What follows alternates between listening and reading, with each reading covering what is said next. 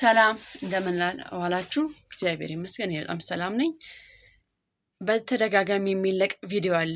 ፍራኦል የሚባል ሰውዬ እንደዚህ እረዳለሁ፣ እንደዚህ ስጣለሁ፣ እንደዚህ አደርጋለሁ እያለ ለብዙ ሰዎች ሲረዳ የሚመስል ቪዲዮችን እየለቀቀ ይታያል። ያንን ቪዲዮን የማይቼ ከስር ባለው ስልክ ቁጥር ደወልኩኝና ትላንትና እርዱኝ፣ መረዳት እፈልጋለሁ ወይም ፍራኦልን አገናኙ ስላቸው እሺ ምን መረዳት ትፈልጊያለሽ ሲሉ መረዳት ነው የምፈልገው፣ ፍራኦልን ባላገኘው ችግር የለውም መረዳት ብቻ ነው የምፈልገው ስላቸው እሺ አካውንትሽ አስገቢና ላኪልንና ጠዋት ደወለሽ አስታውሽን አሉኝ። እሺ አልኩኝ። እስከሚነጋ ጠበቅኩኝ። ከዛ በኋላ አካውንቴን እንደላኩላቸው ጠዋት ስደውል እንዲህ ነበር ያሉኝ።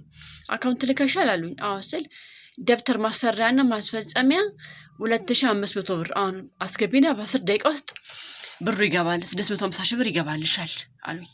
የሚገርማችሁ ነገር 650 ሺህ ብር የሚሰጠው ሰውዬ ከኔ ለምን 205 ሺህ ብር ይፈልጋል? 650 ሺህ ብር ከሰጠኩ 205 ሺህ ብር ምንም አያደርግለትም አይደል እንዴ? ልክ ነኝ አይደል?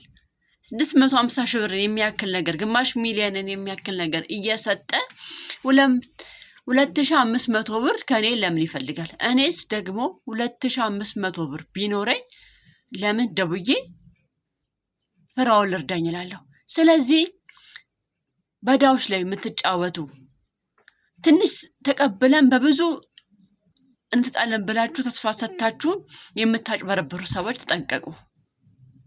ይሄ ጥሩ አይደለም። ሌላው ሊሰጥ ይችላል፣ እኔ ግን እንደማልሰጥ ነው የምነግርህ። ይህን ቪዲዮ ለፍራኦል እንድታደርሱልኝ እፈልጋለሁ። ይህን ቪዲዮ ፍራኦልም ካየው በኋላ እንዲያናገረኝ እፈልጋለሁ። 650 ሺህ ብር ተሰጥቶ 2500 ብር ከኔ የምትቀበሉበት ምንም ነገር የለም።